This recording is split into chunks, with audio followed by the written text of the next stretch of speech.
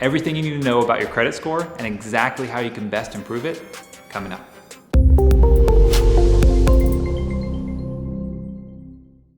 Welcome back. My name is Steven Spicer, and in this video, I'm gonna go over credit scoring, why it matters, how to monitor it, precisely how it's calculated, and most importantly, how you can improve it. I'm also gonna share some pretty cool tricks that a lot of people could use to quickly give themselves a boost. There are a lot of actionables in this video, so I've linked out a PDF in the description. Now, I first want to address the recent headlines regarding Biden's plan to replace the 3 credit bureaus in exchange for a public credit reporting agency. I just did a video on that subject where I go into more depth, but 1 is just a proposal. There's no guarantee anything will end up changing. And 2, even if it does, the proposal has a 7-year transition period. So you definitely should not use that as an excuse to delay improving your credit score today. All right, so let's get back on track. First off, just how important is your credit score? If we look at the big picture, your credit score can determine your eligibility for access to capital. It's something that can be incredibly valuable when trying to grow your wealth faster. Think real estate or starting a business. Often leveraging capital is what allows you to get started and scale your net worth faster. On a more granular level, if you qualify for credit, your score can also impact the interest rate that you're able to get from your lender. And I get it, that difference in the percentage may seem small, but that percentage is deceiving. A little difference in your rate can make a big difference in your bottom line. Sure, if your credit score is above 760, it's often just a matter of bragging rights.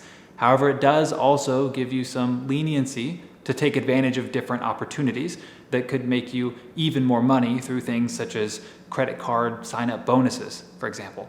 One of the guys on our team ended up with a $1,000 travel credit from a credit card sign-up bonus that they strategically aligned with a bigger purchase that they've been saving up to make anyway. Instead of paying cash, he put it on his credit card first, earning the $1,000, and then paying it off in full the next day. And then there was the time that one of them did the same type of thing to score a free round-trip flight to anywhere in the United States. There are always opportunities like this. Credit cards get creative to promote signups, and if you're responsible about it, you can come out way ahead. For a lot of people, you could take advantage of these types of rewards/incentives a few times a year, especially if your credit score is currently high enough that in doing so, you'll remain above that 760 mark. However, if your credit score is lower, it may not only be wise to avoid applying for these new cards, but it will also likely mean higher rates for that mortgage that we looked at a second ago. Remember when I said that a small percentage difference may actually end up being very significant to your bottom line? Yeah, let's say your rate is in that 620 to 639 range. Well, you may still be able to get access to capital, or a mortgage in this case, but by most lenders' standards, just barely. They do, however, recognize that you're a higher risk and will charge you accordingly. On average, your rate would be 1.59% higher. And for a $300,000 mortgage, that little 1.59% would mean a difference in your payment of $263 every single month. You would be paying $263 more than the next guy every single month in additional interest, and not paying down your mortgage any faster, all because you had a worse credit score. Most likely because you didn't take the time to educate yourself to improve it. And by the way, that's $90,000 over the course of that loan. And yes, you could be just a single point away from bumping yourself into a better rate, one that could save you thousands of dollars.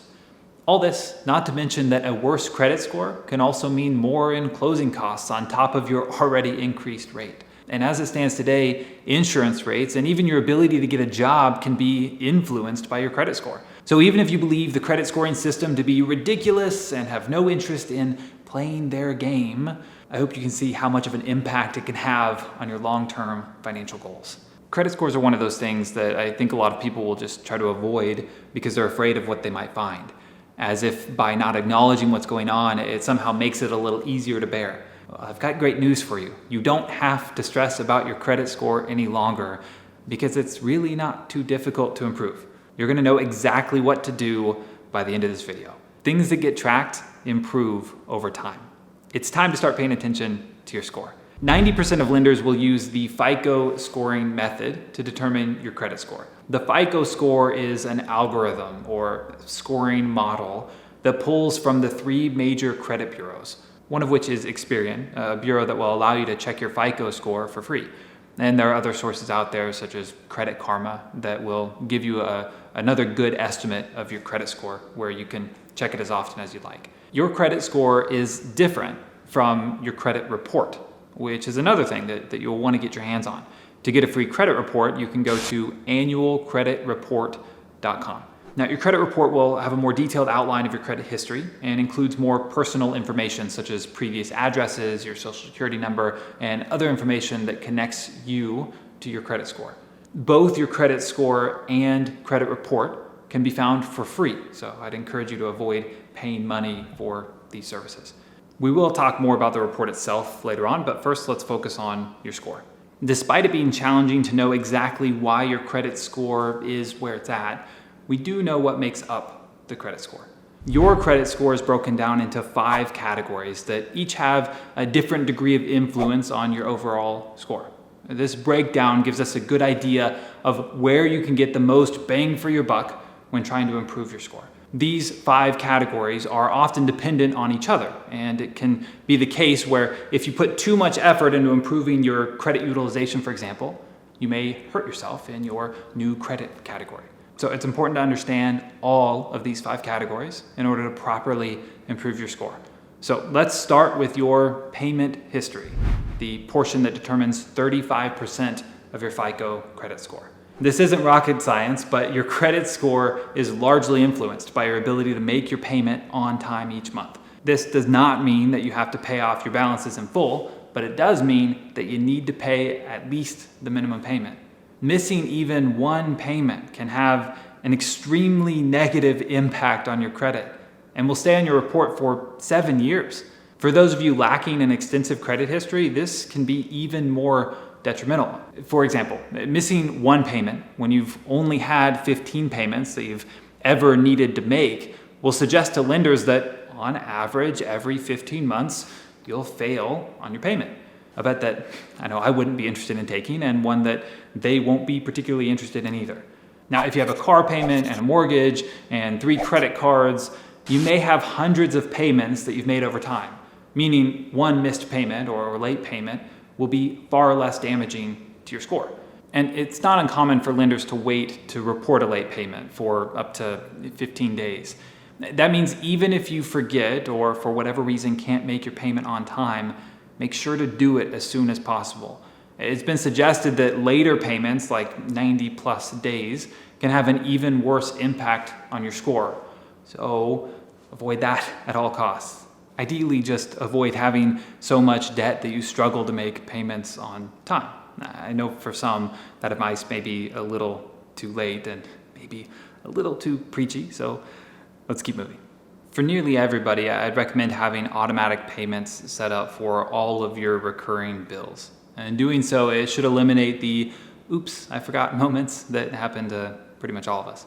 Though at that point, having sufficient funds in your account is something that you will have to be responsible for on your own. So know how much should be automatically coming out throughout the coming week/month, and make sure you have enough or more than enough in there. Now, even if you aren't carrying a balance on your credit cards, the payments made each month will still show up on your credit payment history, meaning it is possible to build a credit score without ever paying interest. And for those of you who have never used a credit card or borrowed funds of any sort, you may be one of those millions of Americans who are credit invisible, meaning that you don't have any history. So when you go to apply for something like a mortgage, a lender may not be willing to lend a large sum of money because they don't know whether you're someone that they can count on or not. Even though personalities like Dave Ramsey would applaud you for avoiding using credit cards, for the majority of the people that I work with, I personally don't agree with that advice. For the vast majority of Americans, if they want to afford to buy a home, they will need to take out a mortgage in which they will need a good credit score in order to qualify for and get a favorable rate. Using credit cards can help build that history, even if you pay it off in full each month, which is absolutely recommended. Now, there is a loophole in this process that sometimes works, where you can become an authorized user on somebody else's credit card. When you become an authorized user, all of the data from that specific credit card or account will now be shown as part of your credit history as well. This is also known as credit piggybacking. I know that some credit card companies are trying to crack down on this tactic, but I do know that it can work for some. In fact, I had a 24-year-old that I was working with, and he was making his first home purchase, and we were evaluating his credit. His dad had an old credit card that he had never failed to miss a payment on, and by credit piggybacking off his dad's credit card, specifically the one that had the very best history, he was able to get his credit score to over 800, despite not having that much experience with a credit card himself. There are a few things that you should keep in mind with this strategy though. One, a newly authorized user doesn't have to spend money on this account that they were now authorized to use. There's no need for them to even be given a credit card or any form of payment method. But keep in mind that an authorized user could call in and request access to a payment method on the account, which is why you would want to be careful to only consider this with someone that you fully trust. Also, as an authorized user being added, you need to be careful that you're choosing the right person who you can 100% trust will have made all of their payments on that account that you're being added to and will continue to do so in the future, because this could impact your score negatively as well. This account is the only form of credit sharing that will take place. The one giving access is not at risk of their credit lowering because of this new person with worse credit being added. It simply adds the account's history to the newly authorized user as if they had been the one using the credit card for themselves for the life of that account. Also, don't be scared. This process is very short and you should have an idea if it will impact your credit while you're on the phone with the credit card company. If they don't ask for the new user's social security number, then it's clear that it won't work for that particular company. Also, feel free to ask them if being added as a user, the credit history of that account will have an impact on your credit. They may be thinking that you're afraid that it will, when in reality, you want it to. Some of the companies will have the history have no impact, but moving forward, it will. Others will put the entire history of the account onto the new user's credit report. And finally, if you're going to do this, pick the card with the longest and best history, but also with the highest credit limit in comparison to the amount used on a regular basis. This will have the greatest impact on your score. We'll talk more about the amount used aspect of your credit here in a second.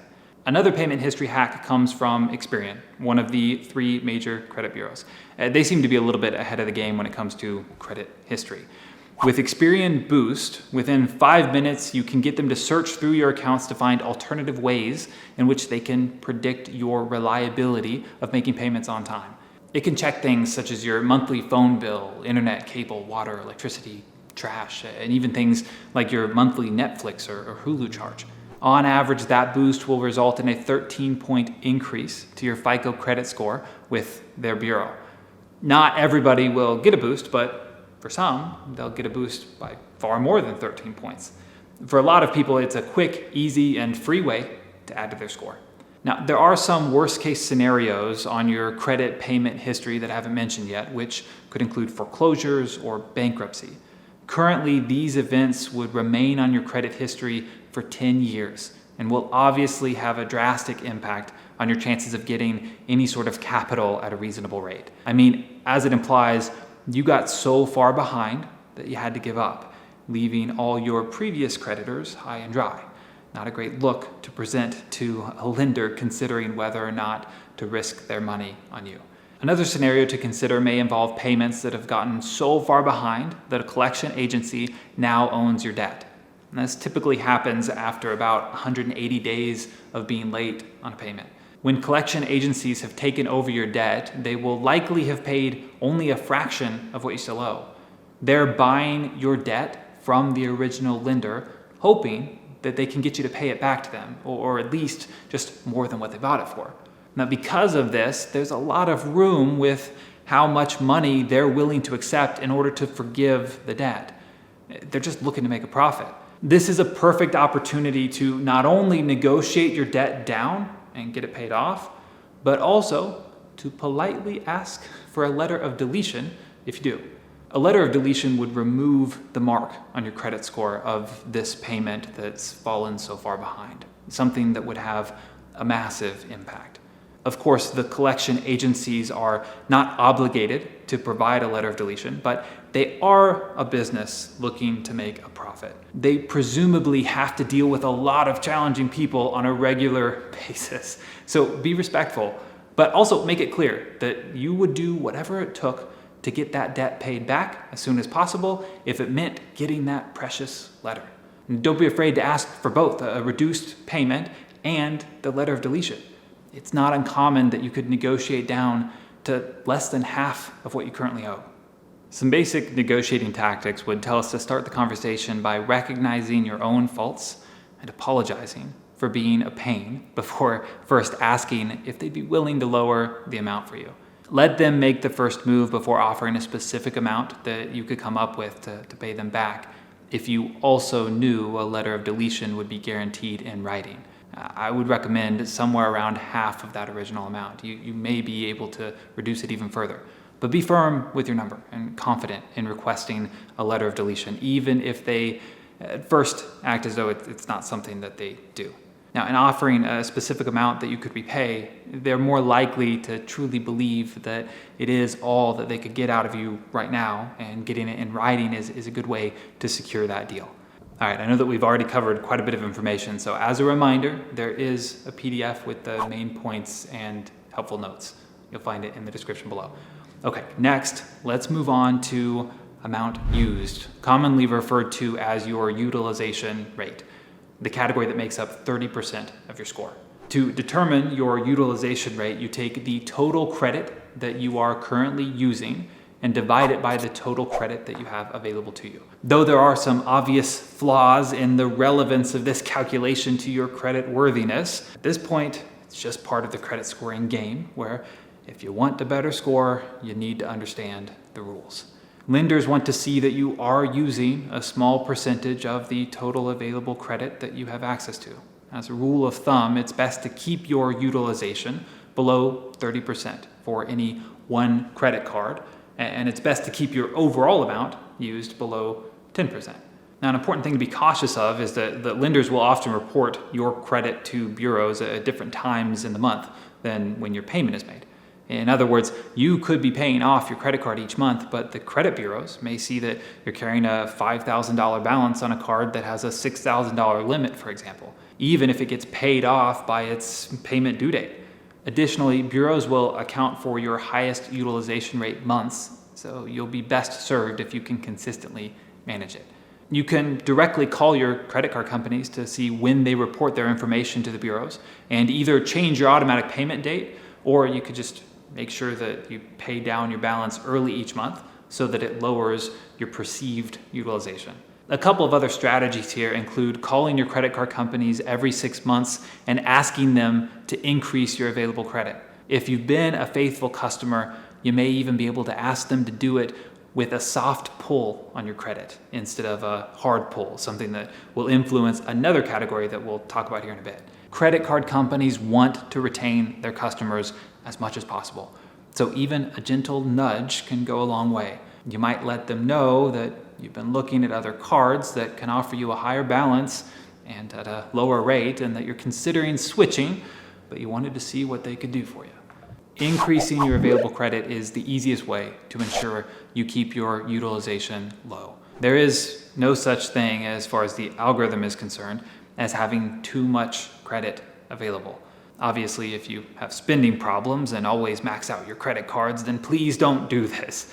And as far as carrying a balance from month to month, that will not help your credit score. So don't use that as an excuse. Pay off your balances in full each month, possibly early, and increase limits if it makes sense for you. This is part of the reason why it isn't always wise to open department store cards when compared to other credit cards. Those store cards often come with lower available credit, which makes it harder to keep utilization low. Another common circumstance is when you get offered 0% financing with their card for larger purchases like appliances or furniture. Though you're not paying interest, you may be carrying a high utilization with that card throughout that offer's time frame. Even if you're trying to be responsible and leverage that opportunity, you should keep in mind the negative impact it can have on your credit score. Something that wouldn't matter too much if you're not trying to get a mortgage or qualify for another loan, but could certainly be costly if you were. And for those of you who have credit card debt and desperately need to improve your credit score, keep this in mind. Even if you have a card with a super high interest rate that you want to pay off as fast as possible, it may be wise to get all of your cards down to that magical 30% utilization level first before focusing on them one at a time. Now, if credit card debt is your issue, I probably wouldn't recommend getting further into debt. So it's most likely in your best interest to focus on getting out of debt before you worry too much about improving your credit score. But there are instances where this understanding of the nuanced methodology behind your credit score could help you out tremendously. For example, we were working with a client who had over $50,000 of credit card debt that he was obligated to pay down each month. With over $150,000 worth of equity in his home, we wanted to use a cash out refinance, which would charge him an interest rate of less than 3%, to pay off all his cards in full that were charging him over 20%. That's a good plan, right? He was excited about it. The impact was over $2,000 a month in freed up cash flow for him. But his credit score was too low because of such a high utilization on all of his cards. He was trying to pay them down one at a time, but after we studied it with him, we realized that by actually focusing on some of the higher utilized debts first, that was his optimal way to improve his score, allowing him to pay off all of his credit cards, free up more than $2,000 a month, and ultimately sleep well at night knowing that he was in a way better position financially. If he had gone with the debt avalanche or debt snowball, it might have taken him months, maybe years longer to get that all under control, costing him thousands more lost to that high credit card interest. You see, it can pay big to know how all of this stuff works.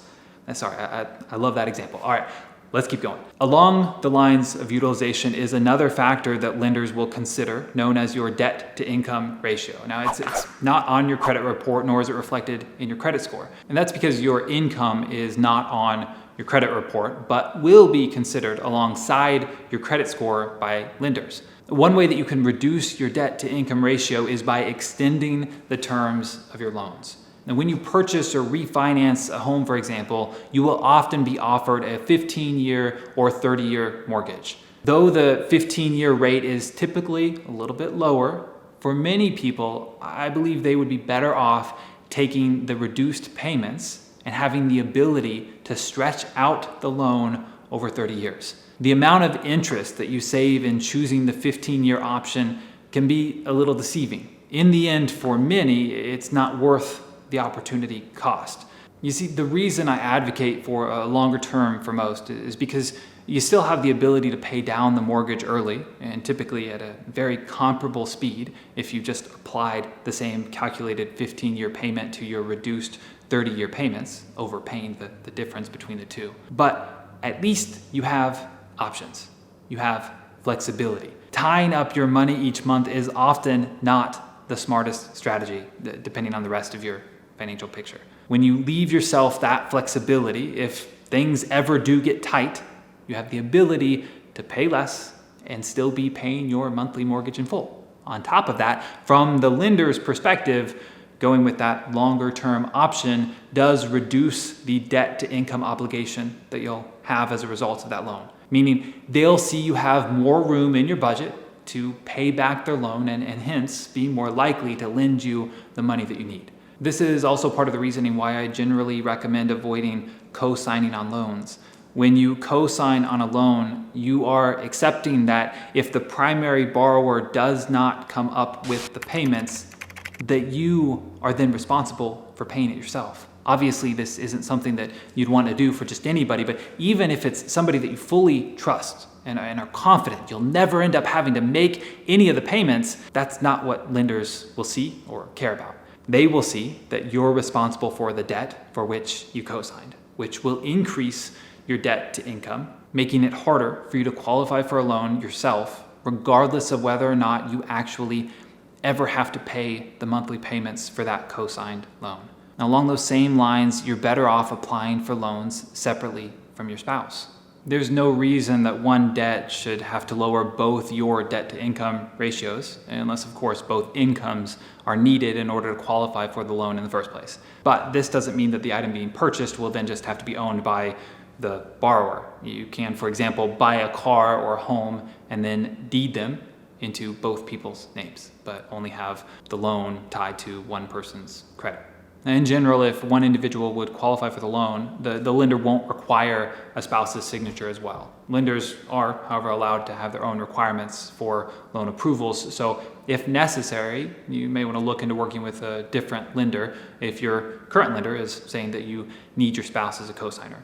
Or it may just be that the lender prefers to have one, but won't require it, especially if they know that you'll be otherwise considering a different lender. Though some of those last recommendations here won't necessarily affect your credit score, they will impact your ability to get access to capital, which is ultimately what having a good credit score is for. So I hope you found those insights helpful. Okay, so those first two categories are by far the most extensive for our conversation here today, and rightfully so, considering they make up nearly 2/3 of your credit score. These next three are a bit more straightforward. So let's get into the length of your credit history, 15% of your overall score. With anything, the longer your track record, the easier it is to try to predict how you'll do in the future. So of course, the length of your credit history plays into your credit score.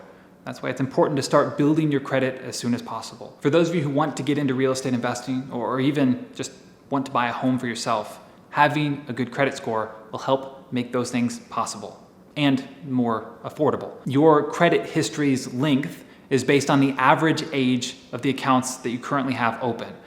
Like I mentioned before, simply having a credit card that you pay off at the end of each month is a great start. One thing you should keep in mind here is that when you have some credit card that you've had for ages that you no longer use and are thinking about canceling, by canceling an older account that you could have just left open, you'd be removing that card's age from the calculation. It's better just to keep the account open, even if you don't really use it at all, and for the most part, just let it sit and stay on your credit report. People will tell you to never cancel any of your credit cards for this reason. But this especially applies to your oldest cards, assuming they don't have an annual fee. If you have an annual fee for a newer credit card and you're not getting the value from the perks it offers, it may be best to cancel the card instead of having to pay for that annual fee to keep it active, especially when it's not really contributing to the length of your credit history. For any older cards that have a fee but you no longer use, consider calling up the credit card company and asking if you could downgrade the card to a free option with less perks. It's these perks that justify their annual fee. And if you can, downgrading and keeping the credit history alive on that older account will be especially beneficial to your credit score. We just had a client do this, and they were refunded the difference of the months that they had left for which they had prepaid their annual fee. So there you go. The last little tip with the length of your credit history goes back to the credit piggybacking that I mentioned earlier. Not only can that strategy add to your payment history in a positive way, but it can help you here as well. For example, with that young guy on our team that I referenced earlier, this strategy put him at over 19 years of credit history as a 24-year-old. Now, I don't want to take away from the fact that this 24-year-old is far from average and has been very responsible with his own finances, but it's not like he's been responsibly taking out loans since he was 5. Anyway, moving on. The last two categories make up 10% each. Let's first talk about your credit mix. The FICO scoring algorithm favors people who can handle various types of debt. The two main types of credit that they're looking for are revolving credit, things like credit cards or home equity loans where there isn't a fixed payment or a fixed date to have the debt repaid, and installment loans, things like mortgage, car loans, or student loans, where the loan has a fixed payment period with a fixed payment each month. Now, if you don't have any revolving credit and can responsibly pay off a credit card each month, getting one can benefit this aspect of your score. By getting a new card, you could earn sign-up bonuses, get cash back, and boost your credit score, all without paying any interest. At the same time, I wouldn't advise that you seek out an installment loan if that's the one that you're missing. It's still possible to get your score into the 800s without having a perfect credit mix. And there's no need to buy something and pay interest on it unless it's absolutely necessary or makes financial sense for you. And the last of the 5 categories has to do with your new credit. Having credit history is important, and we have to start somewhere.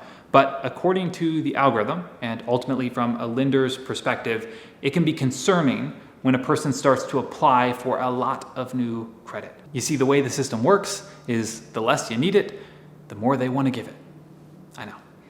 This new credit category isn't just referencing the new credit lines you open up, but anytime there is what's known as a hard pull on your credit. This happens when a lender digs into your file to see if you meet their standards for whatever it is that they're offering. The FICO scoring algorithm does try to recognize if the inquiries for new credit were made regarding a single loan. This means that you can still shop out a loan from several lenders without it appearing as several new credit inquiries. But it's important to do these all within a short time frame, or you risk it being viewed as several new credit applications. Some people will advise you to limit these new credit hard pulls to 2 or less per year. But I think what you really want to be careful of here is the impact of new credit to the length of your credit history, where in opening new accounts, it brings down your average account age, something that you need to pay attention to. However, especially for younger people, or for those of you who have been credit invisible in the past, getting started by opening up several accounts could also more positively impact your overall score, justifying a decrease in your new credit score. You see, by having several accounts open, you give yourself a better chance of having a lower utilization because you have more access to credit, the part that makes up 30% of your score. And you can more quickly build up a payment history, the part that makes up 35% of your score. And the damage done in opening these new accounts will only be factored in your FICO score for the last 12 months. So for those of you looking out into the future, the minimal temporary dip may be your best option long term. I do want to make it clear that a hard pull and a soft pull are different. Soft pulls will not have an impact on your credit score. So for you to check your credit score, for example, that is considered a soft pull and will not hurt you in any way, even if you do it weekly. And on that note, I do think it's important to monitor your credit score, especially if you're actively trying to improve it or have plans to take out loans in the future. And it's also important to monitor your credit reports from which your score is derived. It's said that 83% of people will have an error on their credit report in their lifetime. And according to the Federal Trade Commission, the FTC, 1 in 5 people currently have an error. These errors have the ability to negatively impact your score, but they can be disputed. Some things to watch for, maybe your actual credit limits being accurately displayed on your credit report.